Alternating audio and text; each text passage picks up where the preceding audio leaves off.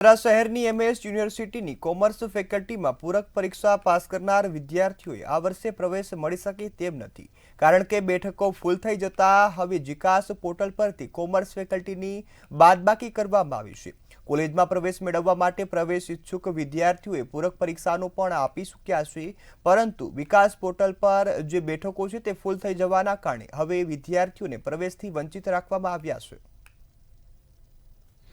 કે જ્યારે જીકાસ નહોતું એની પહેલા એમએસ યુનિવર્સિટીની અંદર કોમર્સ ફેકલ્ટીમાં 8 થી 9000 જેટલા વિદ્યાર્થીઓને એડમિશન થતા હતા, પરંતુ જ્યારથી જીકાસ આવ્યું છે ત્યારથી આ લોકોએ એ એડમિશનની સંખ્યા મર્યાદિત કરી દીધી છે। ફક્ત 6 થી 7000 વિદ્યાર્થીઓને એડમિશન એ પણ માંડ આ લોકો અમે રજૂઆત કરી ત્યારે આપ્યું છે।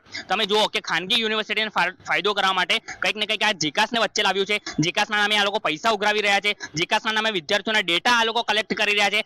આ ડેટાનો ઉપયોગ એ લોકો પોતાના પોલિટિકલ એજન્ડા માટે ઉપયોગ કરવાને માટે આ ફક્ત આ જીકાસ લાવવામાં આવ્યું છે, વિદ્યાર્થીઓને મદદ કરવા માટે નથી લાવ્યું। મધ્ય ગુજરાતની સૌથી મોટી અને સમગ્ર વિશ્વમાં પ્રખ્યાત છે તેવી મહારાજા સયાજીરાવ યુનિવર્સિટીના કોમર્સ ફેકલ્ટીમાં પ્રવેશ મેળવનારા વિદ્યાર્થીઓ માટે હવે પ્રવેશ મેળવવો ક્યાંક ને ક્યાંક અઘરો થઈ રહ્યો છે।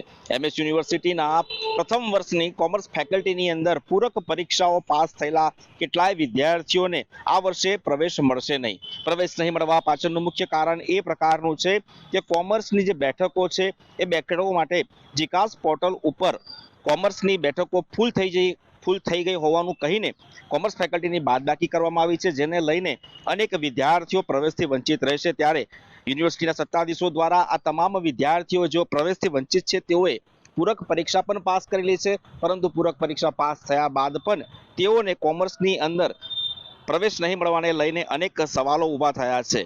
સરકારની કેન્દ્રીય પ્રવેશ પદ્ધતિને કારણે જીકાસ પોર્ટલની શરૂઆત કરવામાં આવી હતી અને જીકાસ પોર્ટલ ઉપર જ વિદ્યાર્થીઓને પ્રવેશ મેળવવા માટેની જે ફોર્માલિટી છે કરવાની હોય છે, પરંતુ કોમર્સ ફેકલ્ટીની અંદર જે પ્રમાણે બેઠકો ફૂલ થઈ ગઈ છે તેવું જણાવીને હવે પ્રવેશ અટકાવી દીધો છે। ત્યારે વડોદરા શહેરની આસપાસના અનેક ગામોમાંથી આવતા વિદ્યાર્થીઓને આ વર્ષે કોમર્સ ફેકલ્ટીની અંદર અભ્યાસ કરવા નહીં મળે। અલબત્ત 300 રૂપિયા જેવી ફી ભરીને પ્રવેશ ફોર્મ ભર્યા બાદ પણ પૂરક પરીક્ષા આપવામાં આવી। પૂરક પરીક્ષામાં પાસ થયા પછી પણ આ વિદ્યાર્થીઓ હવે બેઠકો ફૂલ થવાને કારણે પ્રવેશ નહીં લઈ શકે, તેને લઈને આવનારા સમયમાં આ વિદ્યાર્થીઓનું ભવિષ્ય બગડે એમ લાગી રહ્યું છે।